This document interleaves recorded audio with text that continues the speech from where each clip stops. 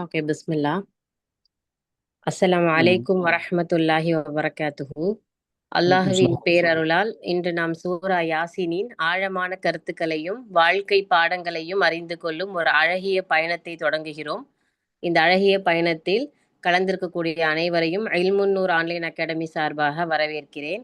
இந்த பயணத்தில் நமக்கு வழிகாட்டியாக இருக்கக்கூடியவர் மௌலவி அஹ்மத் ஹசன் சாலிஹி ரஹ்மத்துல்லா ஹஃபிதஹுல்லா அவர்கள்.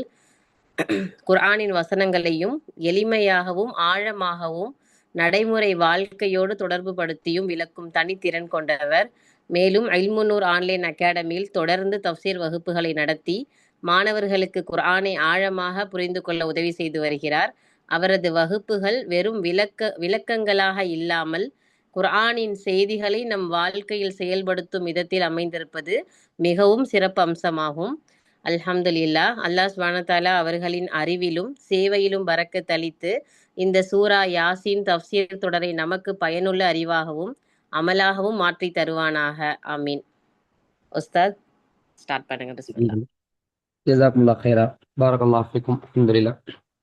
இன்னல் ஹம்தலில்லாஹ் நஹ்மதுஹு வ நஸ்தஈனுஹு வ நஸ்தக்ஃபிருஹு வ நுஅ்மினு பிஹி வ நதவக்கலு அலைஹி வ நஊது பில்லாஹி மின் ஷுரூரி அன்ஃபுஸினா வ மின் ஸய்யிஆத்தி அமாலினா மை யஹ்திஹில்லாஹு ஃபலா முضில்ல லஹு வ மை யுض்லில் ஃபலா ஹாதிய லஹு.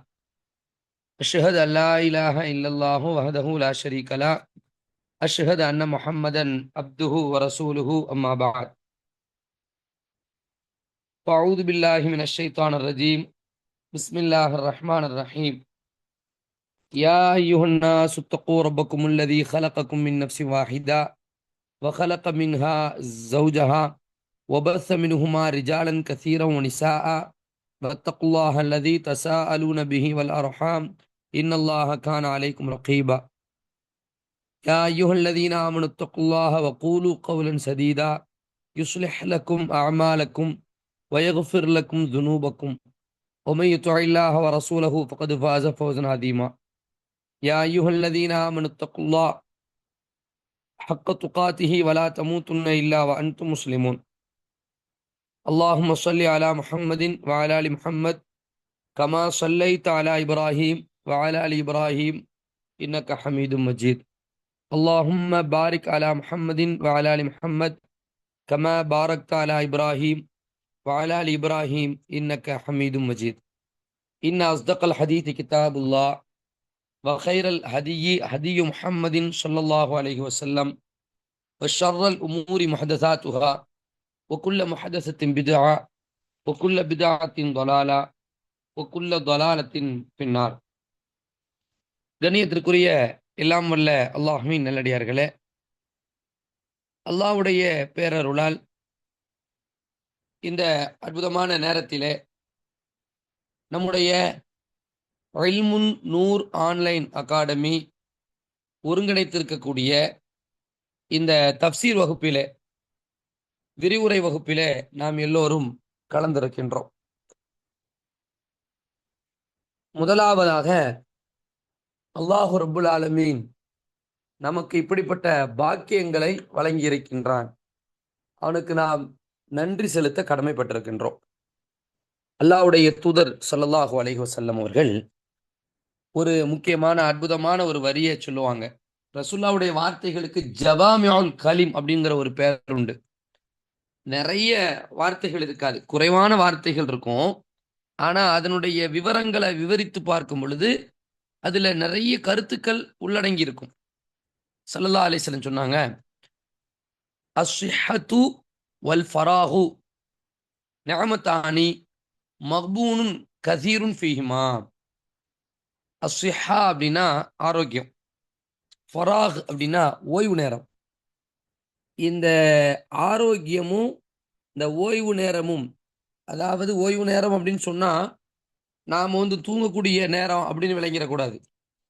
நம்ம அத்தியாவசியமா செய்ய வேண்டிய வேலைகளிலிருந்து விடுபடக்கூடிய ஒரு நேரம், அவ்வளவுதான். இப்போ அந்த அத்தியாவசியமான வேலை செய்ய வேண்டியதில்ல, கொஞ்ச நேரம் தள்ளி போடலாம் அப்படின்னு. உதாரணத்துக்கு, கடைக்கு ஒரு ஆள் போறாரு கடை திறக்கிறதுக்கு அப்படின்னா, கடை 9 மணிக்கு திறந்தாகணும். 9 மணிக்கு அவர் நினைச்சாலும் அவரால் தூங்க முடியாது, நினைச்சாலும் அவரால் ஒரு புத்தகத்தை படிக்க முடியாது. அவர் நினைச்சாலும் யார்கிட்டயாவது கொஞ்சம் ஃப்ரீயா உட்காந்து பேச முடியாது. அப்போ அது வந்து அவர் பிஸியான நேரமா அது இருக்குது. அதுவே ஒரு 2 மணிக்கு மறுபடியும் கடையை மூடுறாரு. அப்படி 2 to 4 பார்த்தீங்கன்னா, அவர் நினைத்தால் ஃபோன் பேசிக் கொள்ளலாம், நினைத்தால் புத்தகம் படித்துக் கொள்ளலாம், நினைத்தால் பள்ளியில் கொஞ்ச நேரம் அமரலாம், நினைத்தால் வந்து அந்த நேரத்தை வேறு எதிலேனும் தன்னுடைய குடும்பத்தாரிடத்திலே நேரத்தை அவர் வந்து பகிரலாம். இப்படி இந்த நேரம் இருக்குத, இதுதான் இந்த ஓய்வு நேரம். ஃபர்ஸ்ட் 9 மணிக்கும் அவர் முதலாளியா இருந்தாலுமே, அவர் கடையில் இருந்தாக வேண்டும், கல்லாவை கவனித்தே ஆக வேண்டும், கஸ்டமரை கவனித்தாக வேண்டும் அப்படிங்கிற ஒரு நிர்பந்தத்துல அவர் இருக்காரு இல்லையா? அதே நேரத்துல அந்த ஓய்வுன்னு இந்த டைம் அவரே விட்டுருப்பாரு. அவர் தான் அந்த கடைக்கே விட்டுருப்பாரு. என்ன விட்டுருப்பாரு? 2 to 4 ரெஸ்ட், 2 to 3 ரெஸ்ட், அல்லது 3 to 4 ரெஸ்ட்னு. ரெஸ்ட்னு சொன்னா தூங்குறது அப்படின்னு அர்த்தம் இல்லை. அந்த பளுவான அந்த தொடரான வேலைகளுக்கு மத்தியில அவருக்கு கொஞ்ச நேரம் விடுப்பு கிடைக்குது. இதைத்தான் ஸல்லல்லாஹு அலைஹி வஸல்லம் ஃபராக் என்று சொல்கிறார்கள். உங்களுடைய வாழ்க்கையில நிறைய வேலைகளை நீங்க செய்றீங்க. அப்படி உங்களுக்கே ஷெட்யூல் போட்டுக்கிறீங்க. அப்படி போட்டுக்கிட்ட பிறகு சில நேரங்கள் இப்போ வீட்டில் மேக்சிமம் எடுத்துக்கிடுங்களேன், பெண்களுக்கு வந்து சில அத்தியாவசியமான காலையில வந்து ஸ்கூல் ஓப்பன் ஆகுது 4ஆம் தேதி அப்படின்னா, அந்த எவ்ரிடே அன்னையிலேருந்து நீங்க என்ன செய்ய வேண்டியது இருக்குது? உங்கள ஒரு 7 மணிக்கெல்லாம் சாதாரணமா நம்ம என்ன செஞ்சிட முடியும்? அப்ராடு டைம் சொல்லல. இந்தியாவுடைய நேர பிரகாரம் சொல்றேன். அப்ராட்ல இதோட அட்வான்ஸா கூட இருப்பீங்கன்னு நினைக்கிறேன். அப்போ ஒரு குறிப்பிட்ட ஒரு 1 மணி நேரம் பார்த்தீங்கன்னா, பிள்ளைங்கள கிளப்பி விடுறதுலயே கவனமா இருக்கும். குறிப்பிட்ட சில நேரம் பார்த்தீங்கன்னா, ஹஸ்பண்ட வந்து ஆஃபீஸ்க்கு கிளப்புறதுலயே கவனமா இருக்கும். அதுக்கப்புறமா வீட்ல பெரியவங்களுக்கு என்று மாமனார், மாமியார் அல்லது உம்மா, வாப்பா என்று பணிகள் தொடரும். அப்ப அதுல பிஸி ஷெட்யூல்னு ஒண்ணு இருக்கும். அதிலிருந்து விடுபடக்கூடிய நேரம் எப்படின்னு பார்த்தீங்கன்னா, கொஞ்சம் நேரம் இருக்குமா இல்லையா? இந்த மாதிரி கிடைக்கிற அந்த கொஞ்சம் கொஞ்சம் நேரம் இருக்குதே, இதுக்கு பேரு ஃபராக், ஓய்வு நேரம். அதாவது ஒரு நாள் 24 மணி நேரத்திலேயே இது நமக்கு அங்கங்க கிடைக்கும். நைட்டு கொஞ்சம் பல்கா கிடைக்கும். சரியா? அப்ப என்னன்னா, இந்த நேரம் நிறைய பேர் வீண் பண்றாங்க. இதான் ஸல்லல்லாஹு சொல்றாங்க. எவ்வளவு அருமையா சொல்றாங்க பாருங்க. அதாவது ஃபராக் ஓய்வு நேரம் அவர் ரசூலா மார்க்கம் எவ்வளவு அழகா எளிமையா நமக்கு சொல்லுது அப்படின்னா, உன்னுடைய 24 மணி நேரத்தையும் நீ பள்ளிவாசல்லையே கூடு, மார்க்கத்திலேயே கூடு, புத்தகத்தை படிச்சுக்கிட்டே இருக்கணும், நீ திக்ர் செஞ்சுக்கிட்டே இருக்கணும், நீ தொழுதுகிட்டே இருக்கணும், நீ நோன்பு வச்சுக்கிட்டே இருக்கணும் அப்படின்னு சொல்லுதா என்று எங்கேயாவது ஒரு இடத்துல, ஒரு சின்ன இடத்துல ஆதாரம் இருக்குதான்னு கேட்டா இல்ல.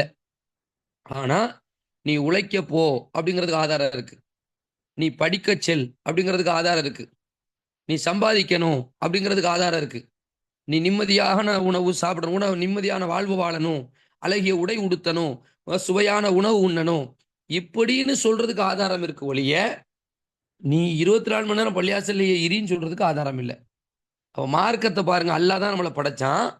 நமக்கு என்று சில ஆற்றல்களை தருகிறான். சில குறிப்பிட்ட காலங்கள் வசிப்பதற்கும் நமக்கான ஒரு வாழ்வை தருகிறான். வாழ்வாதாரங்களையும் தருகிறான். அல்லாஹ் நாடினால் என்ன செய்யலாம்? மவனே, நீ காலையில எஞ்சதுல இருந்து நைட்டு தூங்குற வரைக்கும் நீ என்ன செய்யணும்? எனக்கு தான் நீ கட்டுப்பட்டு நடக்கணும்னு சொல்லியிருக்கலாம். ஆனா அல்லாஹ் அப்படி சொல்லல. அல்லாஹ் என்ன சொல்றான்? இந்த உலகத்துல உன்னை படைச்சமா, இதுல வந்து உன்னை படைச்ச மாதிரி மரணத்தையும் நம்ம படைச்சிருக்கிறோம்.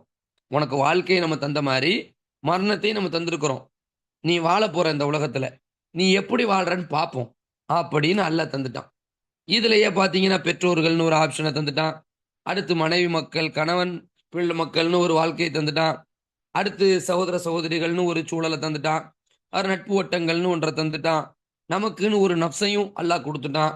நமக்குன்னு ஒரு ஃபஹ்மியத், சிந்தித்து உணரும் ஆற்றலையும் அல்லாஹ் தந்துட்டான்.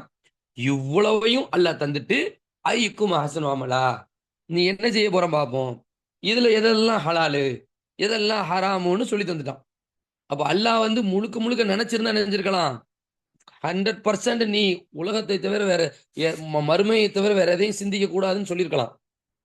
சொல்லியிருக்கலாமா இல்லையா? அப்படி சொல்லவே இல்லை. அப்படி சில சஹாபிகள் சொன்னாலும் கூட ஸல்லல்லாஹு அலைஹி வஸல்லம் அதை வந்து என்ன செய்யறாங்க? கண்டிக்கிறாங்க. சில சஹாபிகள் சொல்றாங்க, ரசூலுல்லாஹி ஸல்லல்லாஹு அலைஹி வஸல்லத்தை பார்க்க வந்து வீட்டுல வந்துட்டு பார்த்து சொல்றாங்க, ரசூலுல்லாஹ்வுடைய இபாதத்துலாம் கொஞ்சம் கம்மியா இருக்கு. நம்ம பார்க்கும்போது யாருடைய இபாதத்து?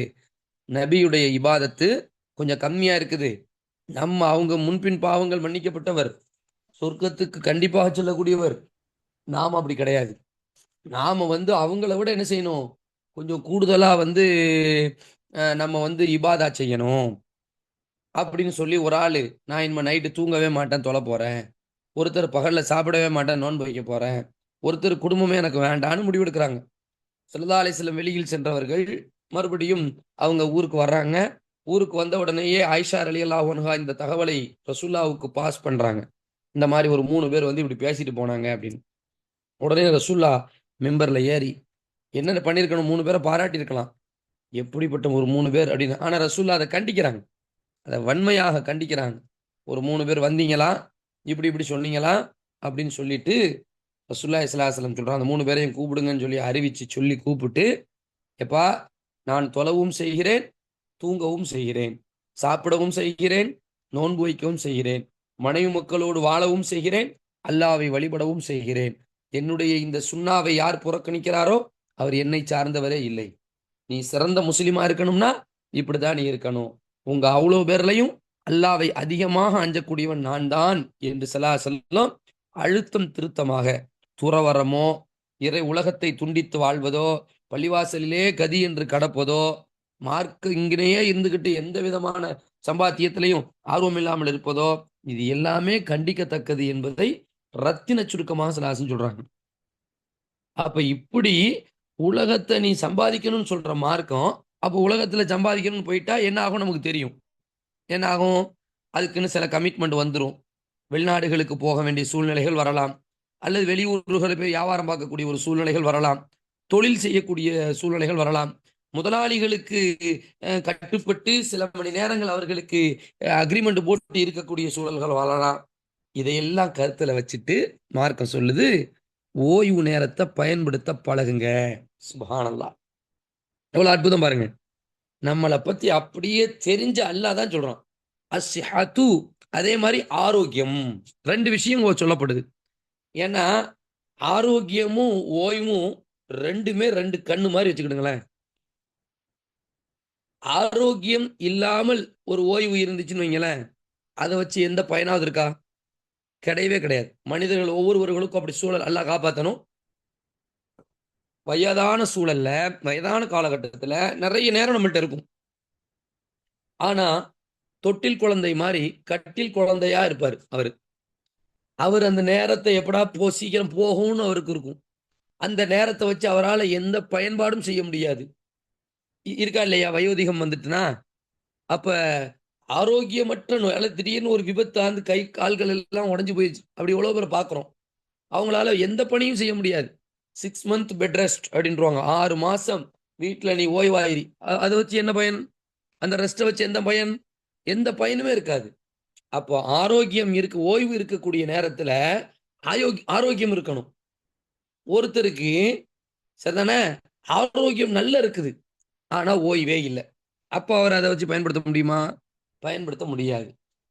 ஆரோக்கியமும் ஓய்வும் 2ம் ஒருங்கே பெற்றிருக்கக்கூடிய ஒரு விஷயம் இருக்குதே, அது பெரிய நிஅமத், பெரிய அருட்கொடை. ஆனா ரசூலுல்லாஹி ஸல்லல்லாஹு அலைஹி சொல்றாங்க, மக்பூனுன் கஸீருன் ஃபீஹிமா, அந்த 2 நியாமத்துகளையும் நிறைய பேர் வீணடித்து கொண்டிருக்கின்றார்கள். ஏன் இந்த ஹதீஸை நான் வந்து இப்பொழுது உங்களுக்கு எடுத்து சொல்றேங்கிறத நீங்க விளங்கியிருப்பீங்கன்னு நினைக்கிறேன். அல்லாஹ்வுடைய உதவியால இந்த ஆன்லைன் வகுப்பு, நீங்க வந்து வீடுகள்ல உங்களை யாருமே கழுத்துல கத்தி வச்சு, இந்த பாரு இந்த மாதிரி இல்முன்னூர் ஆன்லைன் அகாடமி சார்பாக ஒரு நிகழ்ச்சி வந்து ஒருங்கிணைச்சிருக்கிறாங்க, இதுல நீ படிக்கலைன்னு வச்சுக்கோ, உன்னை அவ்வளவுதான் வெளுத்துற போறேன், உன்னை குத்திர போறேன் அப்படின்னு யாராவது சொல்றாங்களா? யாருமே சொல்லல. அல்லது நம்ம ஒருங்கிணைப்பாளர் ராபியா மேடம் சொல்றாங்களா? அவங்களும் சொல்லல. ஒரு அறிவிப்பு போடுறாங்க, இந்த மாதிரி ஒரு சான்ஸ் வந்து ஏற்படுத்தி தர்றாங்க. ஒரு நல்ல செய்திகளை கரெக்டா சொல்லக்கூடியவங்களை தேடி பார்க்குறாங்க. அவங்க யாராவது சிரமமா தெரிஞ்சுன்னா, சரி பரவாயில்ல, ஒழுங்கா சொல்றான், அப்ப இவங்களை தூக்கி கூட்டு வந்து நம்ம மக்களுக்கு ஒரு அறிமுகத்தை ஏற்படுத்துறாங்க. அப்ப நீங்க அல்லாஹ்வுடைய கிருபையினால ஒரு நல்ல சூழல்ல, சொல்லுவாங்கல்ல, ஸல்லல்லாஹு அலைஹி வஸல்லமே சொல்லுவாங்க, நல்ல நண்பன் வந்து எதுக்கு ஒப்பானவன் அப்படின்னா, வாசனை திரவியத்திற்கு ஒப்பானவன். நீங்க அழகிய தோழிகளாக ஒரு ஒருங்கிணைப்புல ஒருங்கிணைஞ்சிருக்கிறீங்க. அல்லாஹ்வுடைய கிருபையால உங்களுக்கு வரக்கூடிய ஒவ்வொரு விளம்பரங்களுக்கும், ஒவ்வொரு மார்க்க நிகழ்வுகளுக்கும் நீங்க செவிதாழ்த்துறீங்க. செவி தாழ்த்தி டக்கு டக்குன்னு ஆன்சர் பண்ணக்கூடிய அழகான ஒரு சூழல்ல நீங்க இருக்கிறதுனால நீங்க ஒருங்கிணைக்கப்பட்டு ஒரு வகுப்பு யாசீன் விளக்க உரையா, அல்லது சூரத்துல் நூர் விளக்க உரையா, அல்லது சூரத்துல் ஹஜ்ஜி விளக்க உரையா, அல்லது வேறு ஏதேனும் வகுப்புகள் நடக்கிறதா என்று உங்களால அந்த நேரத்தை கொண்டு வந்து கொடுக்குறீங்க. இதான் இங்க நம்ம கவனிக்க வேண்டிய விஷயம். இது அல்லாஹ்வுடைய தூதர் ஸல்லல்லாஹு அலைஹி வஸல்லம் நமக்கு சுப செய்தி சொன்ன ஒரு விஷயம். நேரத்தை எப்பொழுது நிறைய பேர் இதே ஆன்லைனு, இதே நெட் பயன்பாடு, இதே மொபைல் பயன்பாடு, இதே டேப் லேப்டாப் பயன்பாடு, வேறு வழியில போய் நிக்கிறாங்களா இல்லையா? அப்ப அந்த சிஹத்து, அந்த ஃபராகு, ஆரோக்கியத்தையும் ஓய்வையும் வீணடிக்காம, வீணான நேரங்கள், ஏன்னா வீணடிப்பது என்று சொன்னீங்களேன், அதையும் அல்லாஹ் சொல்றான். என்ன சொல்றான்? கத் அஃப்லஹல் முஃமினூன் அல்லதீன ஹும் ஃபீ ஸலாத்திஹிம் காஷிஊன் வல்லதீன ஹும் அனில் லஹ்வி முஅரிதூன். அவர்கள் லகுவை விட்டும் தப்பிப்பார்கள், லகுவோடு அவர்கள் இருக்கவே மாட்டார்கள். வெற்றி பெற்ற முஃமின்கள் எப்படி இருப்பார்கள் என்றால் வீணானவற்றிலிருந்து விலகியே நிற்பார்கள் என்று அல்லாஹ் சொல்றான். அப்போ அல்லாஹ் அப்படி ஒரு வாய்ப்பு நமக்கு இந்த வகுப்புல வந்து ஒரு சினிமாவை பற்றிய ஒரு பேச்சோ அல்லது வேறு ஏதாவது ஒரு பேச்சோ அங்க கிடையாது. எங்க ஃபுல்லா பாத்தீங்கன்னா அல்லாஹ் அல் குர்ஆன்ல என்ன சொல்றான், ஒரு வசனத்தை எடுத்துக்கிட்டு அது அக்கு வேறு ஆணி வேறாக அந்த வசனம் சொல்லக்கூடிய கருத்துக்கள் என்ன, அதிலிருந்து வரக்கூடிய நமக்கான பயன்கள் என்ன, அதிலிருந்து தரக்கூடிய வரலாற்று செய்தி என்ன, இறையியல் சார்ந்ததுல என்ன இருக்குது, அறிவியல் சார்ந்ததுல என்ன இருக்குது, பொருளியல் சார்ந்ததுல என்ன இருக்குது, குடும்பவியல் சார்ந்ததுல என்ன இருக்குது, ஒரு ஆணாக இந்த வசனம் எனக்கு என்ன பயனை தருகிறது, ஒரு பெண்ணாக இந்த வசனம் எனக்கு என்ன பயனை தருகிறது, இந்த வசனத்திற்கும் எனக்குமான கனெக்டிவிட்டி என்ன, இந்த வசனத்தை அல்லாஹ் எதற்காக இறக்கி வைத்தான், இந்த வசனத்தினுடைய பின்னணிதான் என்ன என்று முழுக்க முழுக்க குர்ஆனை பற்றி ஆய்வு செய்யக்கூடிய ஒரு வகுப்புல நம்ம நேரத்தை கொண்டு வந்து கொடுத்துருக்கோம். இது ஒரு சாதாரணமான ஒரு விஷயமா? வஹீக்காக கொண்டு வந்து கொடுத்துருக்கிறோம். எதுக்காண்டி கொடுத்துருக்கிறோம்? எந்த ஒரு வஹீ செய்தியை தூக்கிக்கிட்டு முஹம்மது ஸல்லல்லாஹு அலைஹி வஸல்லம் 23 ஆண்டுகள் சுமந்திருந்தார்களோ அந்த வஹீ செய்திக்காக ஒருங்கிணைக்கப்பட்ட ஒரு வகுப்பாக இந்த தஃப்சீர் வகுப்பு இருக்கிறது. அந்த வகுப்பில் நாம் அனைவர்களும் பங்கு பெற்றிருக்கிறோம் என்பது உள்ளபடியே ஒரு அற்புதமான ஒரு விஷயம் என்பதை முதல்ல நாம் என்ன செய்யணும், விளங்கிக் கொள்ள வேண்டும். இது வந்து ரசூலுல்லாஹ் சொன்னாங்கல்ல, சிஹத்து ஃபராகு, ஓய்வும் ஆரோக்கியமும் 2 அருட்கொடைகள். அது அல்லாஹ் சொல்றான். இந்த சூரத்துல் முத்தஸிர் எடுத்து நீங்க பாத்தீங்கன்னா அந்த தொடர்ச்சியில சொல்லும் பொழுது மா சலக்கக்கும் ஃபீ ஸகர் காலு லம் நக்கும் மினல் முஸல்லீன் வலம் நக்கு நுத்இமுல் மிஸ்கீன் வகுன்னா நகூது மஅல் காயிதீன். இந்த சக்கர் என்கிற இந்த நரகிலே உங்களை நுழைத்தது எது என்று நரகவாசிகளை பார்த்து சொர்க்கவாசிகள் கேட்கக்கூடிய ஒரு காட்சியை அல்லாஹ் குர்ஆனில் குறிப்பிடுகிறான். இத மாதிரி விசாரிப்பாங்க சொர்க்கவாசிகள் நரகவாசியை பார்த்து, ஏன்பா அவங்களை அப்படிப்பா நரகத்துக்கு வந்தீங்க? அப்ப அவங்க சொல்லுவாங்களாம், காலு லம் நக்கும் மினல் முஸல்லீன், நாங்கள் தொழக்கூடியவர்களாக இல்லை, வலம் நக்கு நுத்இமுல் மிஸ்கீன், நாங்கள் இந்த ஏழைகளுக்கு சாப்பாடு கொடுக்கக்கூடிய ஒரு நல்ல பண்பும் எங்கள்கிட்ட இல்லாம இருந்துச்சு, ஒக்குன்னா நகூது மஅல் காயிதீன், வீணான விஷயங்கள் செய்து கொண்டிருப்போருடன் சேர்ந்து நாங்களும் வீணானவர்களாக இருந்தோம். நேரங்களை விரயம் செய்து கொண்டு, காலங்களை விரயம் செய்து கொண்டு, பொருளாதாரத்தை விரயம் செய்து கொண்டு நாங்க வந்து எப்படி இருக்கணுமோ அப்படி இல்லாம இருந்ததுனால நாங்க இந்த நரகத்துல வந்து கடக்கிறோம்னு சொல்லி அப்பவும் அந்த வீணான விஷயத்தில் இணைவதை பற்றி அல் குர்ஆன் பதிவு செய்கிறது. அப்ப நாம இணைந்திருக்கக்கூடிய இந்த இணைப்பு இருக்கு பத்திலா, உண்மையிலே ஒரு பரக்கத்து பொருந்திய ஒரு அற்புதமான ஒரு ஒருங்கிணைப்பு என்பதை நீங்கள் ஆழமாக பதிந்து கொண்டு இந்த தொடர் வகுப்பிலே எந்த ஒரு ஒரு தடங்களும் இல்லாமல், இன்னைக்கு நீங்க எவ்வளவு ஆர்வத்தோடு நாம ஒருங்கிணைந்தோமோ இந்த ஆர்வம் குன்றி விடாமல், இடையில சில நேரங்கள்ல நமக்கு சில தடங்கல்கள் ஏற்பட்டாலும் கூட நாம என்ன செஞ்சிடணும் இன்ஷா அல்லாஹ், அதுல இருந்து நாம எப்படி மீண்டும் இந்த வகுப்பு நம்ம, ஏன்னா தொடரா ஒரு வகுப்பு நீங்க அப்புறமா ரெக்கார்டும் கேட்டுக்கலாம். ஆனால் ரெக்கார்டுல இருக்கிற இதுல லைவ்ல இருக்கிறது ரெக்கார்ட்ல ஒண்ணு இருக்காது. உங்களுக்குன்னு ஒரு சந்தேகம் வந்திருக்கும். அந்த சந்தேகத்தை நீங்க கேட்கணும்னு நினைப்பீங்க. அந்த கேட்கக்கூடிய சோர்ஸ் இங்க இருக்கு. ஒரு இன்டராக்டிவா கூட இந்த வகுப்பு நினைச்சு பேசிட்டே இருக்கேன்னா திடீர்னு நான் நின்றுவேன். நின்றுட்டு இப்போ லாஸ்டா சொன்னதை சொல்லுங்களான்னு சொன்னா ஒரு கேள்வி கேட்டா நீங்க பதில் சொல்லக்கூடிய ஒரு சூழல் இருக்குது. அதே மாதிரி நீங்க கேள்வி கேட்கக்கூடிய ஒரு வாய்ப்புகள் இங்க இருக்குது. அது இந்த லைவ்ல என்ன செய்யாது, இருக்காது. அப்ப இதையும் நீங்க கருத்துல வச்சுக்கிட்டு தொடராக பங்கு பெறுங்க. அது மாதிரி அல்லாஹ் ரப்புல் ஆலமீன் இஸ்திகாமத்துக்கு என்று ஒரு தனி சிறப்பை வைத்திருக்கிறான். எந்த ஒரு செயலையும் நிலையாகவும் தொடராகவும் நாம் செய்தால் அதிலே பரக்கத்து இருக்கும். சரிங்களா? இஸ்திகாமத், அதான் ரசூலுல்லாஹி ஸல்லல்லாஹு அலைஹி வஸல்லம் சொல்றாங்க, கொஞ்சம் ஒரு செயலை நீங்க செஞ்சாலும் அதை நீங்க என்ன செய்யுங்க, தொடர்ந்து செய்யுங்க. இப்ப இப்ப நம்ம ஆன்லைன் வகுப்புல வர்றோம், மொபைல்ல தான் கேட்கிறோம், ஆனாலும் இது ஒரு இபாதத்து தான், இது ஒரு திக்ர் தான். திக்ர் அப்படின்னா அல்லாவை நினைப்பது என்று அர்த்தம். திக்ர்னா என்ன அர்த்தம்? அல்லாவை நினைப்பது. இங்க நம்ம எதை பத்தி பேசுறோம்? அல்லாவுடைய கலாமை பத்தி தான் பேச போறோம். அல்லாவுடைய கிருபியால சூரா யாசீன், யாசீன்னா என்ன, வல் குர்ஆனில் ஹக்கீம்னா என்ன, இன்னக லமினல் முர்சலீன்னா என்ன, அலா சிராத்தி முஸ்தகீம்னா என்ன. அப்ப அல்லாஹ் 7 வானங்களுக்கு மேல அர்ஷ்ல இருந்து ஜிப்ரீல் அலைஹிஸ்ஸலாம் அவர்கள் மூலமாக அல்லாஹ்வுடைய தூதர் முஹம்மது ஸல்லல்லாஹு அலைஹி வஸல்லம் அவர்களுக்கு எதை வஹியாக இறக்கி வைத்தானோ அதில் ஒரு பகுதியாக இருக்கக்கூடிய குர்ஆனுடைய 36வது அத்தியாயமான இந்த வசனத்தை தான் நம்ம கேட்க போறோம். அதுக்கு வியாக்கியானங்களை தான் படிக்க போறோம், அதுக்குடைய அர்த்தங்களை தான் தெரிஞ்சு கொள்ள போறோம். அப்படின்னு சொன்னா அது ஒரு இபாதா தான், அது ஒரு வணக்கம். அதனால இந்த வகுப்பு, இந்த இபாதத்து, இந்த திக்ரை நீங்க என்ன செய்யணும்? தொடராக அழகிய முறையில சரியான நேரத்துல பங்கு பெறக்கூடிய ஒரு துவாவை இன்னைக்கே கேட்டுக்கிடுங்க. கரெக்டா வரணும் அப்படிங்கிறது, ஒரு இஸ்திகாமத் இருக்கணும். அப்படி நம்ம கேட்டோம் வைங்களேன், இப்ப ஏற்கனவே நீங்க ஒரு சூரத்து 100 தஃப்சீர் அட்டன் பண்ணவனா இருந்தீங்கன்னா, அதே மாதிரி சூரத்துல் ஹஜ் அட்டன் பண்ணவங்களா இருந்தீங்கன்னா, அதே மாதிரி இப்போ யாசீன், இப்படி குட்டி குட்டி சூறாவை நம்ம வாழ்க்கையில பார்த்துக்கிட்டே போறோம். சின்ன சூறா, பெரிய சூறா என்று பார்த்துட்டு போறோம்னா, ஒரு ஸ்டேஜில் திரும்பி பார்த்தோன்னா ஒட்டுமொத்த குர்ஆனுக்கும் நமக்கு என்ன செஞ்சிருக்கும்? ஓரளவுக்கு நம்ம டச் பண்ணி மெமரியில இருக்கிறது எவ்வளோ பெரிய பாக்கியம். நம்ம வாழ்க்கையில உள்ள நேரங்களை எப்படி நாம ஒருங்கிணைச்சிருக்கிறோம், எப்படி அதுல அல்லாஹ் பரக்கத் செஞ்சிருக்காங்கிறத நம்ம என்ன செய்யலாம்? பார்க்கலாம். அதனால இன்ஷா அல்லாஹ் இது ஒரு பரக்கத்தான ஒரு நேரம், இது ஒரு பொற்காலம் என்று நீங்கள் விளங்கிக் கொள்ளுங்கள். ஒரு கோல்டன் மூமெண்ட்ஸ், ஒரு தங்கமான தருணங்கள், இறைவனோடு, இறை வார்த்தைகளோடு, அதன் விளக்கங்களோடு, இஸ்லாமிய மார்க்க சட்டங்கள் அதெல்லாம் பார்ப்போம். சும்மா தஃப்சீர்னு சொன்ன உடனே என்ன செய்ய மாட்டோம்? வெறுமனே அர்த்தம் என்ன இருக்குங்கிறத மட்டும் பார்த்துட்டு போக மாட்டோம்.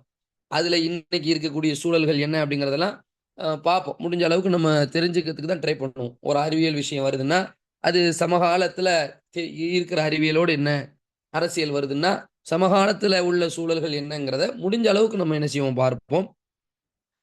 நம்முடைய ஒருங்கிணைப்பாளர், நிறுவனர் சொன்னாங்க, ராபியா மேடம், ராபியத்துல் அதவியா மௌல ஆலிமா அவர்கள் சொல்லும்போது நிறைய இன்ட்ரோடக்ஷன்ல சொன்னாங்க. ஏன்னா நம்ம அந்த அளவுக்கு பெருசா என்ன செய்யல, அல்லாஹ்வுடைய கிருபையால உங்களை மாதிரி நானும் என்ன செய்யறேன், உங்களோடு சேர்ந்து இந்த யாசீனை இன்னும் அழுத்தம் திருத்தமாக படிக்கணும்னு ஆசைப்படுறேன். அவ்வளவுதான். சரிங்களா? நம்ம எல்லாருமா சேர்ந்து அழகான முறையில இதை என்ன செய்ய போறோம்? யாசீனை படிக்க போறோம். அப்படி படிக்கும் பொழுது நமக்குள் வரக்கூடிய அந்த கேள்விகளை, சந்தேகங்களை ஒருத்தருக்கு ஒருத்தர் என்ன செய்ய போறோம்? தெரிந்து கொள்ள போகின்றோம். இன்ஷா அல்லாஹ். எல்லாம் வல்ல அல்லாஹ் ரப்புல் ஆலமீன் இந்த வகுப்பினுடைய நிறைவுல சூப்பரான முறையில சூரா யாசீனுடைய வியாக்கியானங்களை எல்லாம் தெரிந்து கொள்ளக்கூடிய வாய்ப்பை நமக்கு தர வேண்டும் என்று கூறிக்கொண்டு, பொதுவாக சூரா யாசீனை பொறுத்த வரைக்கும், சூரா யாசீன்ல இது வரிசையில இந்த குர்ஆனுடைய ஆர்டர் இருக்குல்ல, 1, 2, 3 அப்படின்னு சூராவுடைய ஆர்டரை நீங்க பாத்தீங்கன்னா அந்த ஆர்டர்ல 36வது வரிசை எண்ல இருக்கும் இந்த யாசீன். 36, 36. சரிங்களா?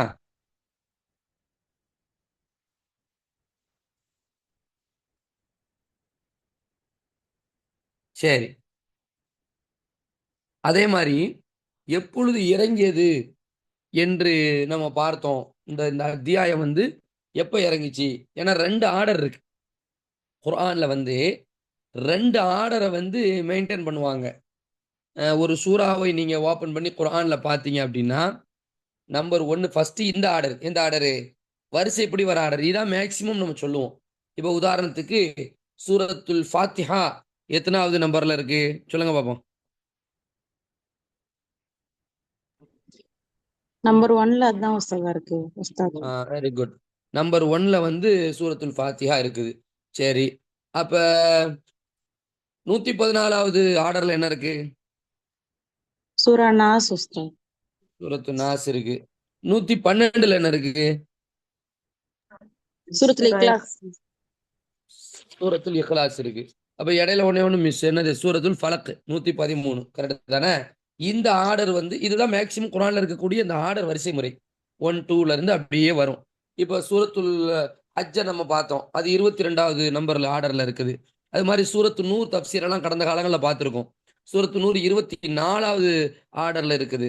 இப்படி இந்த ஆர்டர் படி இந்த சூரா வந்து 36வது இடத்துல இருக்கு. சரி, அப்ப எப்ப இறங்கிச்சு, இறங்கின வரிசை முறையில என்ன அப்படின்னு சொல்லி பார்த்தா, அதுக்கு சில நேரங்கள் வரிசை முறை வந்து பக்காவா இருக்கும், குர்ஆன்ல போட்டிருப்பாங்க என்ன. ஆனா வந்து முழுமையான அந்த வரிசை முறை அப்படிங்கிறது பொதுவா இறங்குனது எப்போன்னு தெரிஞ்சுக்கலாம்.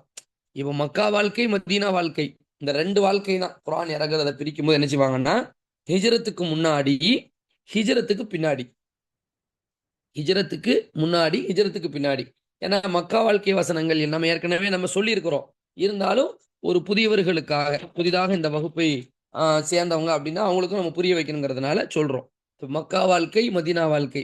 ஏன் இந்த ரசூலுல்லாஹி ஸல்லல்லாஹு அலைஹி வஸல்லம் 2 இடங்கள்ல வந்து என்ன செஞ்சிருக்கிறாங்க, வாழ்ந்திருக்கிறாங்க. ஒன்று ரசூலுல்லாஹ்வுடைய பிறந்த மண்ணு, இன்னொன்னு ரசூலுல்லாஹ் இறந்த மண்ணு. பிறந்த மண் வந்து மக்கா. மக்கால தான் 40 வயசு வரைக்கும் சாதாரண ஒரு மனிதராக, ஒரு வியாபாரியாக, ஒரு ஆடு மேய்ப்பாளராக, ஒரு அனாதை சிறுவராக, இப்படி பல்வேறு நிலைகள்ல வாழ்ந்த ரசூலுல்லாஹி ஸல்லல்லாஹு அலைஹி வஸல்லம் 40வது வயசுல நபி ஆகுறாங்க. நபி ஆகி 53 வயசு வரைக்கும் மக்கால தான் இருக்காங்க. அப்போ வசனங்கள் வந்துகிட்டே இருக்கு. அப்போ அவங்க மக்கா விட்டு எந்த ஊருக்கு போனாலும், எந்த ஊர்ல வச்சு குர்ஆனுடைய வசனம் இறங்கினாலும் அந்த வசனத்துக்கு பேர் மக்கா வசனம் தான் சொல்லுவாங்க. மக்காவில் இறங்கியது, அதாவது மக்கா வாழ்க்கையில் இறங்கியது.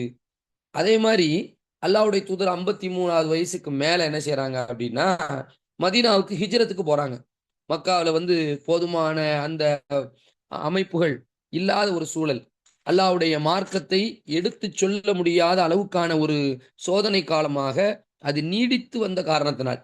ஏன்னா இருந்து வந்த காரணம்னா ஆரம்பத்திலே போயிருக்கணும். ஆரம்பத்திலேயே அடிச்சாங்க, ஆரம்பத்திலே கொலை பண்ணாங்கன்னு அப்பயே போயிருக்கணும். ஆனால் அது வந்து ஒரு சுபிட்சமே இல்லாத மாதிரி, ஒரு வெற்றியின் கனியை பார்க்கவே முடியல. எப்படா வெற்றி அடைவோம் அப்படின்னு பார்க்கவே முடிய ஒரு சூழல். அப்ப அல்லாஹ் என்ன பண்றான், அவ்வளவு நாள் சோதிச்ச அல்லாஹ், பரவாயில்ல இப்ப நீங்க மதீனாவுக்கு போகலாம் அப்படின்னு அனுமதி கொடுத்துட்டான். அப்ப மதீனாவுக்கு போறாங்க. அந்த மக்கா டு மதீனா டிராவலுக்கு பேர் தான் ஹிஜ்ரத். அது ஒரு சாதாரண பயணமா என்று கேட்டால் கிடையாது. அல்லாஹ்வுக்காக, அல்லாஹ்வுடைய திருப்திக்காக, சொர்க்கத்திற்காக, உலகத்தை விட்டு அனைத்தையும் விட்டு போன பயணம். இதெல்லாம் நம்ம வாழ்க்கையில நடக்குமா நமக்கு தெரியவே செய்யாது. நம்ம வாழ்க்கையில இப்படிப்பட்ட ஒரு பயணம்ல எவ்வளவு ஊருக்குனா போய்ப்போம். துபாயில இருப்போம், குவைத்துல இருப்போம், கத்தர்ல இருப்போம், அபுதாபில இருப்போம், சவுதியில இருப்போம், அமெரிக்கால இருப்போம், ஆஸ்திரேலியாவுக்கு இருப்போம், போயிருப்போம். எல்லா இடத்துக்கும் பயணம் போயிருப்போம். ஆனா எந்த இடத்துக்கு பயணம் போனாலும் சொந்த ஊர் எந்த ஊருப்பா? திருநெல்வேலி, தூத்துக்குடி, கன்னியாகுமரி, நாகப்பட்டினம், இப்படி எல்லாம் நம்ம என்ன செய்வோம்? சொந்த ஊர் என்று ஒரு ஊர் இருக்கும். நமக்குன்னு ஒரு தெரு இருக்கும். அந்த தெருவுல நம்ம வீடு இருக்கும், பூர்வீக வீடு இருக்கும். ஆனால் சொந்த வீடு, சொந்த தெரு, சொந்த அந்த தடத்தையே அழித்த மாதிரியான ஒரு பயணம் தான் என்ன பயணம்? ஹிஜ்ரத் பயணம். ஹிஜ்ரத்து போய் மதீனாக்கு வந்துட்டாங்களா? மதீனாக்கு வந்த பிறகு அப்ப குர்ஆன் வசனங்கள்லாம் இறங்குது. அந்த குர்ஆன் வசனங்களுக்கெல்லாம் என்ன பேரு? மதனின்னு பேரு. மதீனாவில் இறங்கிய வசனம், மதீனா வாழ்க்கை. அப்போ மக்கா வாழ்க்கை, மதீனா வாழ்க்கைன்னு வசனங்கள் பிரியுது.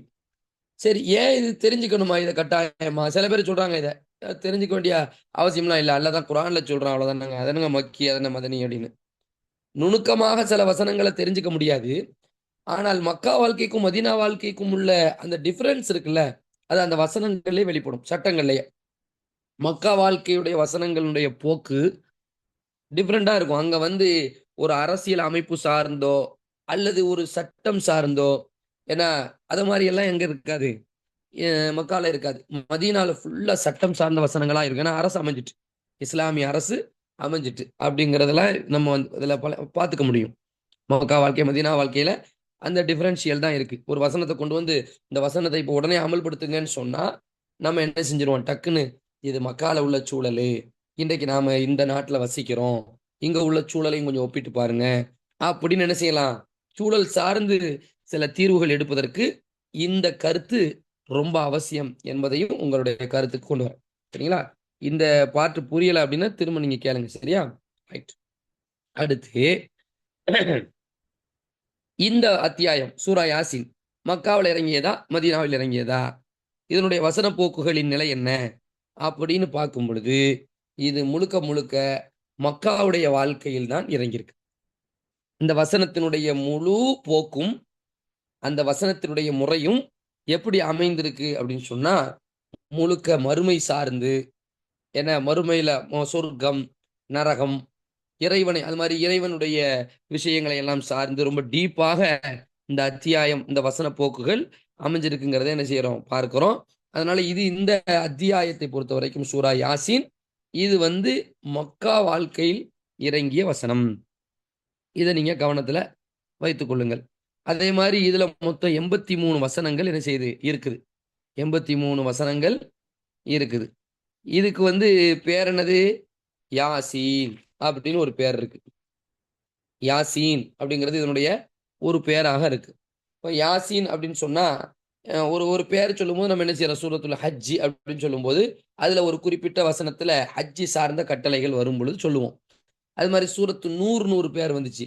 அதுல ஒரு அத்தியாயங்கள்ல நூறு அப்படிங்கிறது ஒரு பேராக இருக்கு, வார்த்தையா வந்திருக்கு, அது பேரா வச்சிருக்கு. இப்போ யாசீன்ல அப்படி இடையில எதுவும் வார்த்தை வந்திருக்குதா? இந்த அத்தியாயத்துக்கு யாசீன் ஏன் பேர் வந்திருக்குன்னா முதலாவது வார்த்தை என்ன இருக்குது, யாசீன் இருக்கு. முதலாவது ஒரு வசனம் யாசீன் அப்படிங்கிறது ஒரு வசனம்.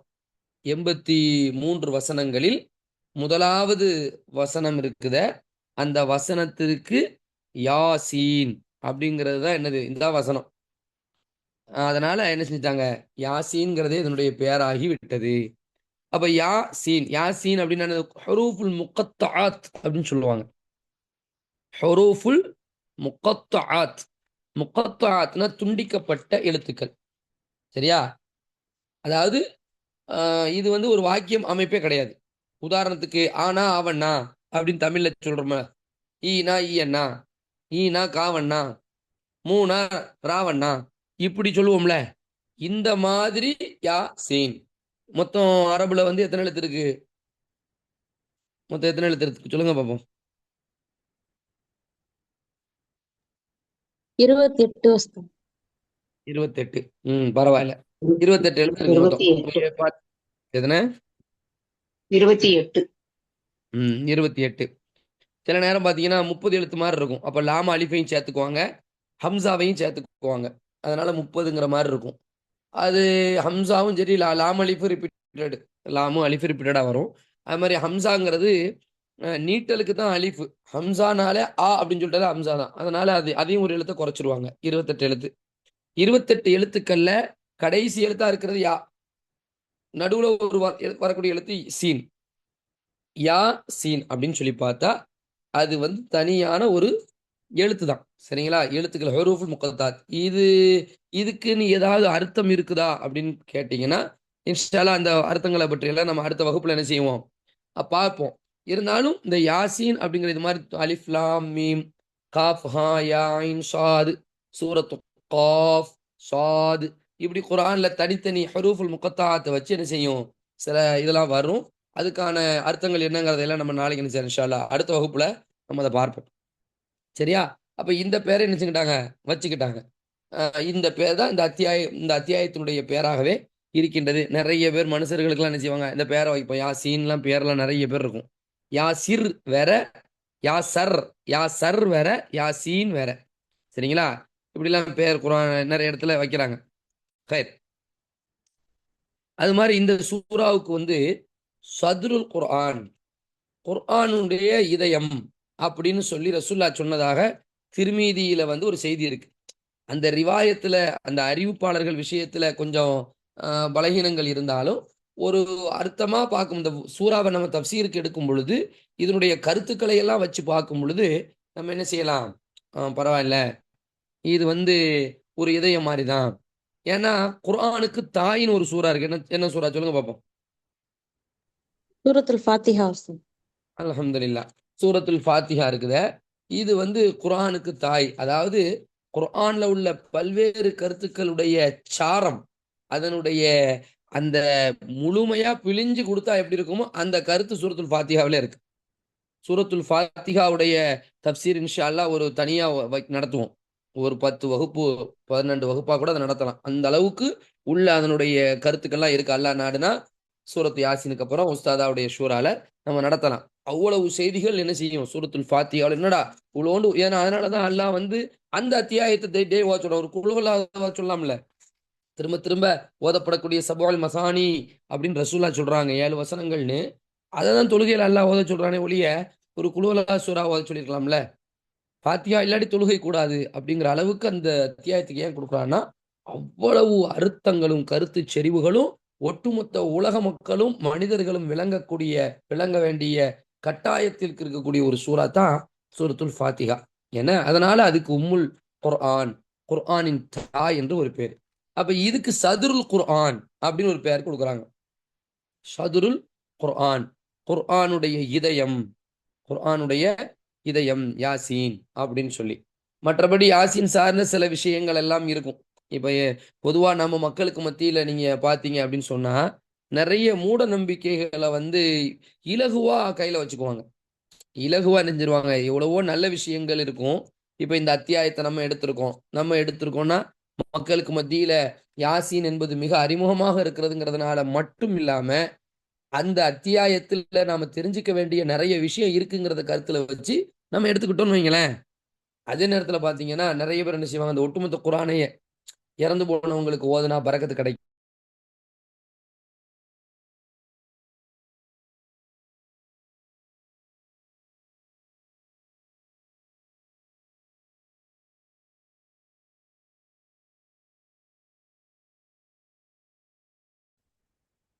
உஸ்தாத் வாய்ஸ் கேட்கலையே. அவருக்கா ரெண்டாவது விஷயம் தானே, குர்ஆன் என்பது ஒரு மனிதனுக்கு வழிகாட்டியாக இருக்கு. அவன் எல்லா நேரத்திலும் கஷ்டமா இருந்தா குரானை படிச்சா அதுல அவனுக்கு வழிகாட்டுதல் இருக்கும். நஷ்டப்பட்டா குரானை படிச்சா அவனுக்கு அதுல வழிகாட்டுதல் இருக்கும். ஒரு திருமண விஷயத்துல குரானை படிச்சா அவனுக்கு அதுக்கு வழிகாட்டுதல் இருக்கும். ஒரு வியாபார விஷயத்துல குரான்கிட்ட போய் கேட்டா குரான் வழிகாட்டி தரும். எப்படியோ இந்த உலகத்துல ஒருத்தன் வாழ்றதுக்கு அனைத்து விதமான ஒரு நம்பிக்கை சார்ந்து சட்டங்கள் சார்ந்து ஒரு வழிகாட்டி நூல் தான் இந்த அல் குரான். அதை போய் நான் உயிரோடு இருக்கிற வரைக்கும் ஓதவே மாட்டோம், ஓதவே தெரியாது, இறந்துருப்பாங்க. மதரசால போய் சில பேரை கூப்பிட்டு அவங்க கையில சில காசுகளை கொடுத்து, ஏப்பா இதை மாதிரி வாங்கப்பா இந்த ஒரு 5 குரான் ஓதிட்டு போங்கன்னா அவங்க வந்து அதே மாதிரி டெய்லியும் வந்து ஒவ்வொரு ஜூஸ் ஓதிட்டு போறது, இதெல்லாம் வந்து நிறைய இடத்துல என்ன செய்யுது இருக்கிறத பார்க்குறோம். இதுக்கு இதே மாதிரி யாசினையும் பயன்படுத்துவாங்க. இறந்த வீட்டில் என்ன செய்வாங்க, யாசீன் யாசீன் ஓதுங்க அப்படின்னு சொல்லுவாங்க. அப்படி ரசூலுல்லாஹி ஸல்லல்லாஹு அலைஹி வஸல்லம் எங்கேயாவது போய் ஓதி இருக்கிறாங்களா என்று கேட்டால் அப்படி எந்த ஆதாரமும் கிடையாது. உங்களுக்கு வேணா நான் சேலஞ்ச் பண்றேன், நீங்க யாராவது ஆதாரத்தை கொண்டு வந்து என்கிட்ட காட்டுங்க அடுத்த வகுப்புல, சரிங்களா? இல்லை இப்பவே என்னால் முடியும்னா அது நீங்க தாராளமா என்ன செய்யலாம், கிராஸ் பண்ணலாம். ரசூலுல்லாஹி ஸல்லல்லாஹு அலைஹி வஸல்லம் என்ன செஞ்சாங்க, அபூபக்கர் அலி, உமர் அலி எல்லாருமா சேர்ந்து ஒருத்தர் இறந்து போயிட்டாங்க, அவங்க வீட்டுல போய் யாசின் ஓதிட்டு வந்தாங்க அப்படின்னு ஒரு ஆதாரம் இருக்கணும். விளங்குதா இல்லையா? சரி, அப்படி செய்யல, ரசூலுல்லாஹ் சொல்லணும், இந்த மாதிரி ஒரு கடையில வியாபாரம் இல்லையா, அங்க நீங்க போய் யாசின் ஓதுனீங்கன்னா பொதுவா குரான் ஓதுனா பரக்கத்து கிடைக்கும், அது வேற விஷயம். அதை போய் இதுல சொல்லக்கூடாது. பொதுவாக குர்ஆன்ல உள்ள எந்த வரிகளை எந்த வசனத்தை ஓதினாலும் அங்க வானவர்கள் வருவார்கள், இறைவனின் அருள் கிடைக்கும், இறைவனின் அருள் ரஹ்மத்து பரக்கத்து நிஅமத்து சலாமத்து எல்லாமே அல்லாஹ் தருவான். ஆனால் இந்த வசனத்தை ஓதினால், இந்த ஒரு சூறாவை ஓதினால் என்று சொன்னால் அதுக்கு என்ன இருக்கணும், அல்லாஹ்வுடைய தூதர் ஸல்லல்லாஹு அலைஹி வஸல்லம் சொல்லியிருக்கணும். இதையும் நீங்க கருத்துல வச்சுக்கிடுங்க. ஏன்னா நிறைய மூட நம்பிக்கைகள்ல பயன்படுத்தக்கூடிய ஒரு சூறாவாக இந்த சூறாவை பயன்படுத்துகிறார்கள். சதுருல் குர்ஆன், குர்ஆனுடைய இதயம் என்று சொன்னால் அதனுடைய கருத்து, அதனுடைய செய்தி அப்படின்னு பார்க்கும்போது பார்த்தீங்கன்னா பிரம்மாண்டமா இருக்கும். உதாரணத்துக்கு இதுல வந்து அடுத்து நம்ம பார்க்க போற முக்கியமான விஷயங்கள்ல இந்த சூறா ஒரு 3 அடிப்படைகளை மையப்படுத்தி தான் என்ன செய்யும் இருக்கும். ஒன்று தௌஹீத், தௌஹீதை மையப்படுத்தும். சரிங்களா? தௌஹீதுனா என்னது, அல்லாவை ஏகத்துவம், ஓரிரை. தௌஹீதுனா நிறைய பேர் என்ன செஞ்சாங்க நம்ம ஊர்ல, தௌஹீதுன்னு சொன்னாலே ஒரு ஒரு ஜமாத்து மாதிரி அதை வந்து வச்சுக்கிறாங்க. சில ஜமாத்துக்கு அந்த பேர் இருக்கிறதுனாலே என்னவோ தெரியல, தௌஹீதுனா தௌஹீத் ஜமாத், இவங்கெல்லாம் தௌஹீதுக்கு போல தெரியுது, இவங்க நஜாத்து போல தெரியுது, இவங்க சுன்னத்து, இப்படி சுன்னத்துன்னு ஒரு பேர், சுன்னத் ஜமாத்து அப்படின்லாம் சொல்றாங்களா இல்லையா? அது அடிப்படையில் கிடையாது. தௌஹீத் என்றால் நாம் எந்த கொள்கையை ஏற்றிருக்கிறோமோ அந்த கொள்கைக்கு பெயர் தௌஹீத். இறையியல் சார்ந்து நாம் ஏற்றுக்கிட்ட கொள்கைக்கு பேர் என்னது, தௌஹீத். உதாரணத்துக்கு உங்கள்கிட்ட நான் கேட்டேன், என்ன சொல்லுவீங்க, எத்தனை அல்லான்னு கேட்டா ஒரு அல்லாம்பீங்க. வானத்தை படைத்தவன் யாருன்னு கேட்டா அந்த ஒரு அல்லாங்க. பூமியை படைத்தவன் யாருன்னா அந்த ஒரு அல்லாஹ். உங்களை படைத்தவன் யார், என்னை படைத்தவன் யாருன்னா அந்த ஒரு அல்லாஹ். அல்லாஹ் ஒருவன் தான் என்று சொல்றோமா இல்லையா, அதை அரபியில் தௌஹீத் என்று சொல்வார்கள். அவ்வளவுதான். அந்த அல்லாஹ்வை ஒருமைப்படுத்துறது ஓரிரை கொள்கை. அப்ப ஏன் இந்த இடத்துல அழுத்தம் திருத்தமா தேவைப்படுது அப்படின்னா, இந்த அல்லாஹ்வை அந்த தௌஹீதுக்கு எதிரான சொல் இருக்கா இல்லையா, அந்த தௌஹீதுக்கு எதிரான சொல் என்ன சொல் சொல்லுங்க பார்ப்போம்.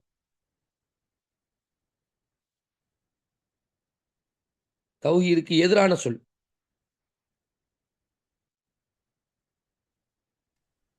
ஷிர்க். ஷிர்க். மாஷா அல்லாஹ். ஷிர்க் தான் தௌஹீதுக்கு எதிரான சொல். ஷிர்க் அப்படின்னா இணை வைப்பு என்று அர்த்தம். அந்த ஒருவன் தான் என்று சொல்ற இடத்துல இல்ல இல்ல இன்னொருத்தர் இருக்காரு அப்படின்னு சொன்னா அவருக்கு இணையா ஜாயிண்டா இன்னொரு ஆளை கொண்டு வர்றது. இந்த செக்ரட்டரி, ஜாயிண்ட் செக்ரட்டரி, என்ன பிரசிடென்ட், வைஸ் பிரசிடென்ட், என்ன தலைவர், துணை தலைவர், செயலாளர், துணை செயலாளர் அப்படின்னு சொல்ற மாதிரி என்ன ஓ, உதவியாளராக ஒருத்தரை கொண்டு வந்து வைக்கிறது. அல்லாட்ட கேட்கலாம், ஏன்னா நேரா நம்ம போய் கேட்க முடியாதுல்ல. என்ன அல்லாஹ் கிட்ட போய் கேட்கற அளவுக்கு நமக்கு கொஞ்சம் பவர் கம்மியா இருக்கு. அதனால நம்ம யார்கிட்ட போய் கேட்கலாம், இந்த சிலைகிட்ட போய் கேட்டா அந்த சிலை எனக்கு என்ன செய்யும், அல்லாஹ் கிட்ட சிபாரிசு செய்யும். இதான் மக்காவுல மக்கள் நம்பினாங்க. மக்கால உள்ள மக்கள் அப்துல்லான்னு ஏன் பேர் வச்சாங்க, அல்லாவை மறுத்தனா அப்துல்லான்னு ஏன் பேர் வச்சாங்க. ரசூல்லாவுடைய தந்தை பேர் அப்துல்லா, அல்லாவின் அடிமை இல்லையா. அப்ப நிறைய பேருக்கு சின்ன வயசுல இந்த சந்தேகம் வரும், எப்படி ரசூல்லாவுடைய டேடி பேர் அப்துல்லான்னு வந்துச்சு அப்படின்னு. அதே மாதிரி இந்த டவுட் வருதா இல்லையா, சரியான ஒரு டவுட் தான். ஏன்னா அந்த மக்கள் அல்லாவை மறுக்கல, அல்லாவும் இருக்கிறான், இந்த சிலைகளும் இருக்குது. அல்லாட்ட நம்ம நேரடியா கேட்கறதுக்கு நம்ம நிறைய பாவிகளா இருக்கிறதுனால இந்த மாதிரி குட்டி தெய்வங்கள்ட்ட, இந்த சின்ன தெய்வங்கள்ட்ட நம்ம சொன்னோம்னு சொன்னா அவங்க போய் அல்லாட்ட என்ன செய்வாங்க, நேக்கு போக்கு பார்த்து நமக்கு ஏதாவது சிபாரிசு பெற்று தருவாங்கங்கிற நம்பிக்கை அந்த குறைஷிகள்கிட்ட இருந்துச்சு. நூஹ் அலைஹிஸ்ஸலாம் காலம் தொட்டு இந்த நம்பிக்கை வந்துகிட்டே இருக்கு. இன்னைக்கு முஸ்லிம்கள்ட்ட அது எப்படி மாறி இருக்கு அப்படின்னா, நம்ம சிலைட்டெல்லாம் கேட்க மாட்டோம். நம்ம யார்கிட்ட கேட்போம் சொல்லுங்க பார்ப்போம். நம்மில் சிலர்கள் யார்கிட்ட கேட்பாங்க, தர்கால இருக்கவங்க கிட்ட போய் கேக்குறாங்க உஸ்தாத். அதுதான் அவுலியாக்கள். அதுதான் விளங்குதா இல்லையா. அங்க கல்லுகிட்ட அங்க அங்க போய் கல்லு நேரடியா சிலைகள்கிட்ட கேட்பாங்க. இவங்க இந்த மாதிரி செய்தலி பாத்திமா அவங்கள்ட்ட போய் கேட்கறது, இவங்கள்ட்ட போய் கேட்டா ஒரு விளக்கம் சொல்றாரு, ஒரு அசர்த்து ஒரு விளக்கம் சொல்றாரு, ஒரு ஆலிம் ஷா இதை பத்தி கேட்கறாங்க. என்னங்க, இல்லை அல்லாஹ் வந்து நெருப்பு போன்றவன். அந்த அசரத்துடைய விளக்கத்தை பாருங்க. அல்லாஹ் யாரு, நெருப்பு போன்றவன். சரி, அப்ப நாமெல்லாம் யாரு, நாமெல்லாம் மாவு போன்றவர்கள். மாவுன்னா அந்த அரிசி மாவு தோசை சுடுவோமா, அந்த மாவு ஞாபகம் வச்சுக்கிடுங்க. சரியா, நெருப்பு மாவு.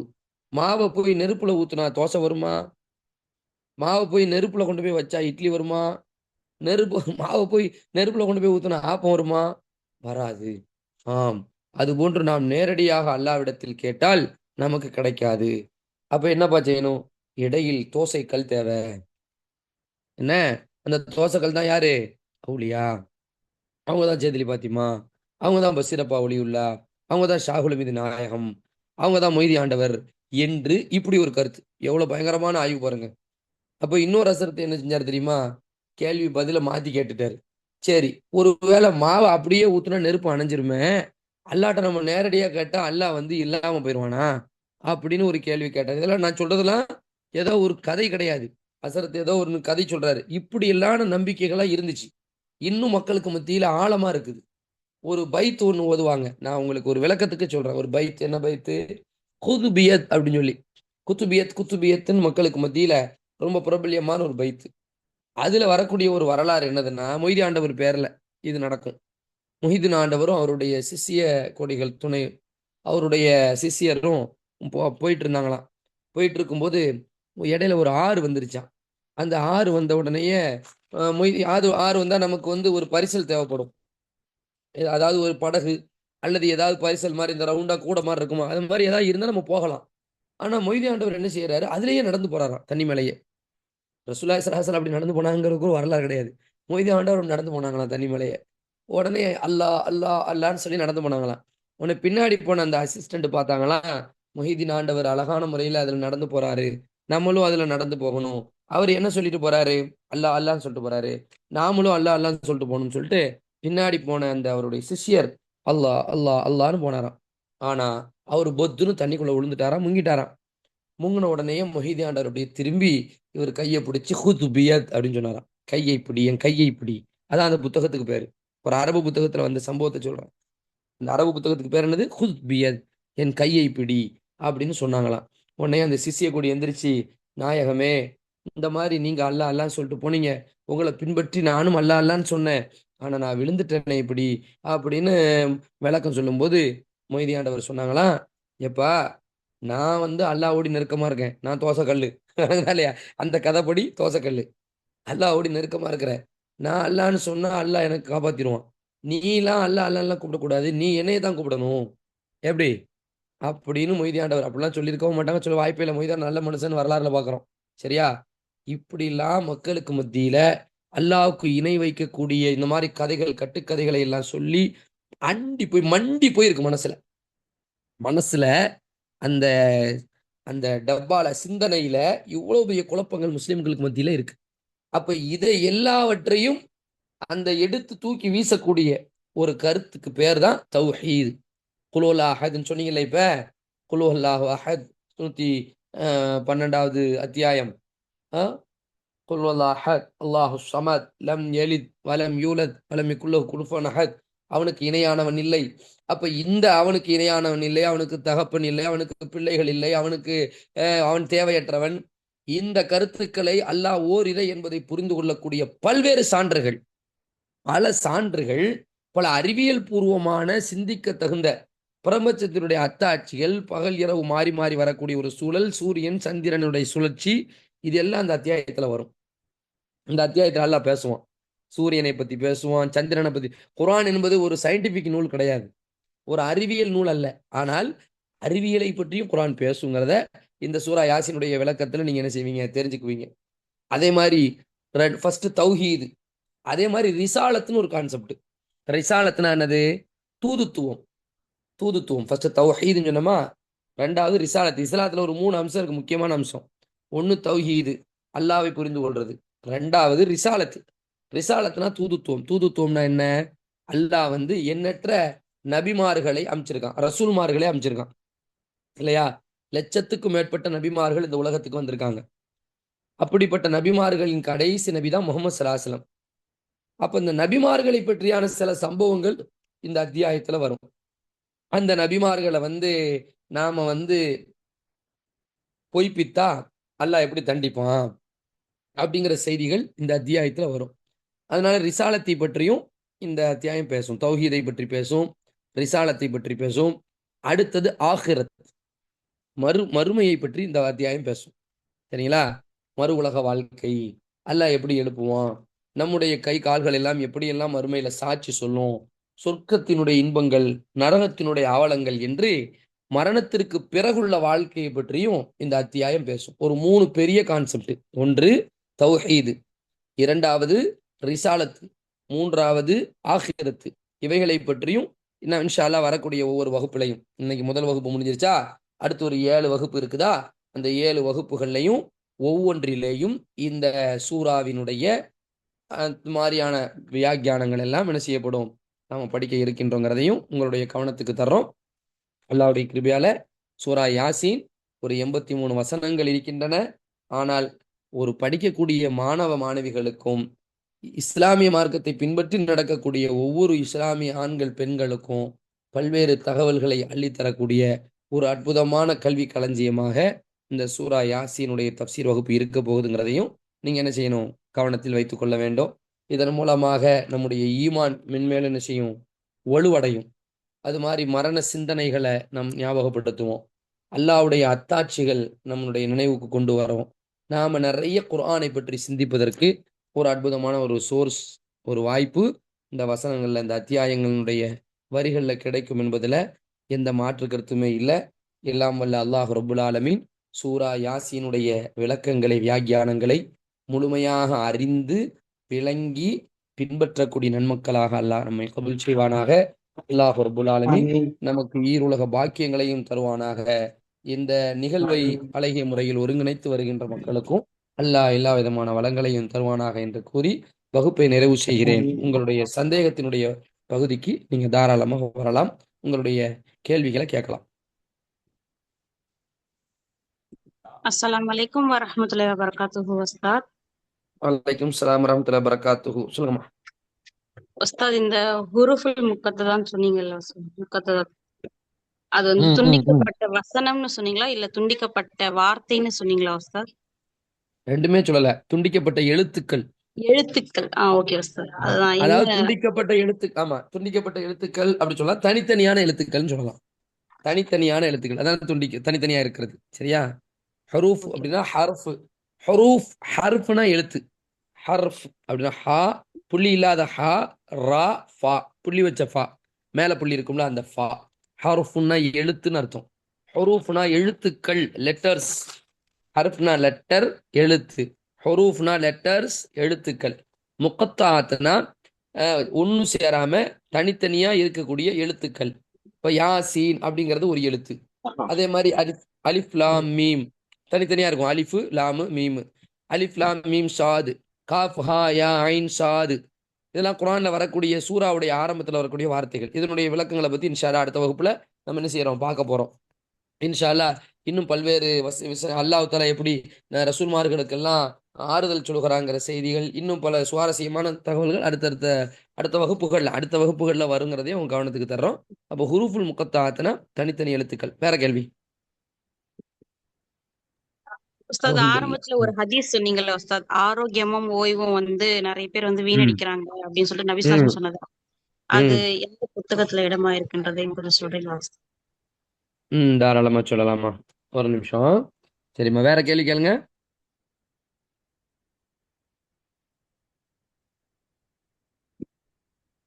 ஏம்மா இப்படி கேள்வி கேட்கறது ஒரு பெரிய ஒரு வரவேற்க தகுந்த ஒரு விஷயங்க.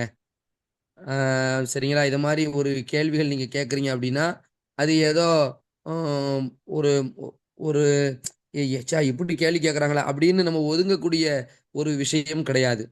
என்ன ஒரு அற்புதமான ஒரு விஷயம். கேள்விகள் தான் என்ன செய்யும், நம்முடைய அறிவை வந்து அடுத்த ஸ்டேஜுக்கு என்ன செய்யும், கொண்டு போகும். சரிங்களா? அம்மா இந்த ஹதீஸ் வந்து இப்னு அப்பாஸ் ரலியல்லாஹு அன்ஹு அறிவிக்கிறாங்க. இப்னு அப்பாஸ் ரலியல்லாஹு அன்ஹு. சரிங்களா? புகாரியில இடம்பெற்றிருக்கு. புகாரியில 6412 நம்பர்ல இருக்கு இந்த ஹதீஸ்.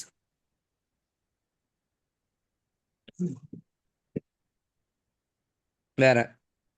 ஜஸாக்கல்லாஹ் ஹைர் உஸ்தாத். இய்யாக்கும் இய்யாக்கும். அல்ஹம்துலில்லாஹ்.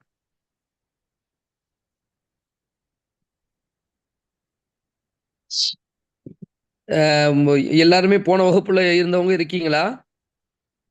ஹஜ்ஜில? இருக்கோம். அல்ஹம்துலில்லாஹ் உஸ்தாத்.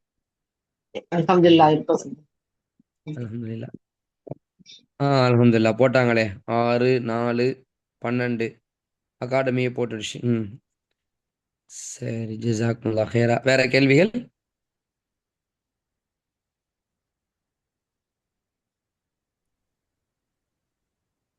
அப்புறம் இது ஆரம்பத்திலேயே சொன்னீங்கல்ல உஸ்தாத், ஜவாமினுல் கலீல் அப்படின்னு சொல்லிட்டு ஆமா அதுக்கான ஆமா. விளக்கத்தையும் இன்ஷால்லா அடுத்த வகுப்பில் கொஞ்சம் சொன்னீங்கன்னா நல்லா இருக்கும் உஸ்தாத். சரி சரி. ஜவாமிஉல் கலீம். ஜவாமிஉல் கலீம் அந்த கமெண்ட் செக்ஷன்ல போட்டு விடுற அந்த வார்த்தையை கரெக்டா. ஜவாமிஉல் இன்ஷால்லா. கலீம். ஏன்னா அதாவது வார்த்தைகள் ஆம், வார்த்தைகள் மொத்த வாக்கியம் அப்படின்னு சொல்லி அதுக்கு அர்த்தம். ரசூலுல்லாஹி ஸல்லல்லாஹு அலைஹி வஸல்லம் சின்ன வார்த்தைகள் சொல்லுவாங்க, அதுல பெரிய பொருள் இருக்கும். இந்த வாவு எக்ஸ்ட்ரா வந்துருச்சுன்னா வாவை தூக்கிடுங்க. ஜவா. ரைட். ஜவாமியுல் கலீம். இந்த வர நான் போடுறேன் ஒழுங்கா.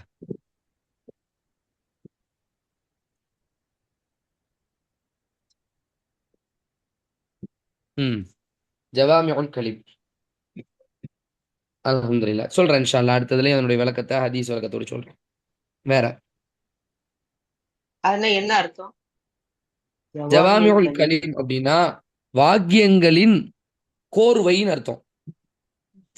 மொத்த வாக்கியங்கள், அதாவது ரசூலுல்லாஹி ஸல்லல்லாஹு அலைஹி வஸல்லம் சில வார்த்தைகள் பேசினா கொஞ்சம் வார்த்தை பேசுவாங்களாம், ஆனா அதுல நிறைய கருத்துக்கள் இருக்கும். சொல்றாங்க ரசூலுல்லாஹி ஸல்லல்லாஹு அலைஹி வஸல்லம், நான் வந்து எனக்கு அல்லாஹ் ஒரு அருள் கொடுத்துருக்கான். நான் என்னுடைய வார்த்தைகள் வந்து ஜவாமியுல் கலீம் அப்படிங்கிற ஒரு சிறப்பு எனக்கு கொடுத்துருக்கிறான். அது என்னன்னா சின்ன வார்த்தைகள்ல நிறைய அர்த்தங்கள் தரும். இப்போ ஹதீஸ் சின்னதுதான். என்னது? சிஹத்து பராகு அஹ் வீணான நிறைய பேர் வீணடிக்கிறாங்கன்னு ஒரு வரியில முடிஞ்சிருச்சு. அதை விவரிச்சா நானே சுமார் ஒரு 1/2 மணி நேரம் அதை பேசியிருக்கேன். இன்னைக்கு இன்ட்ரோடக்ஷன்ல நம்ம பேசுனதே என்னது, ஓய்வையும் ஆரோக்கியத்தை, அந்த ஹதீஸ். இதை இன்னும் 1 மணி நேரம் பேசுறதெல்லாம் இருக்கு. இன்னைக்கு ஒட்டுமொத்த உலகமும் இந்த நேரத்தை எப்படி ஆரோக்கியத்தை பயன்படுத்துது அப்படின்னு யோசிச்சு பார்த்தா அந்த ஹதீஸ் அவ்வளவு கருத்து ஆழமிக்கதா இருக்குது. இந்த மாதிரி ரசூலுல்லாஹ்வுடைய வார்த்தைகள் இருக்கும். குறைவான வார்த்தைகள் நிறைய அர்த்தங்கள்னு அர்த்தம். குறைவான வார்த்தைகள் நிறைய அர்த்தங்கள். சரிம்மா, கேள்விகள் இல்லைன்னா பாஸ் பண்ணி முடிச்சிருவோம் இன்ஷா அல்லாஹ். உஸ்தாதாக்கள் கவனிக்கவும். ஜஸாக்கல்லாஹ் ஹைர் உஸ்தாத். இய்யாக்கும்.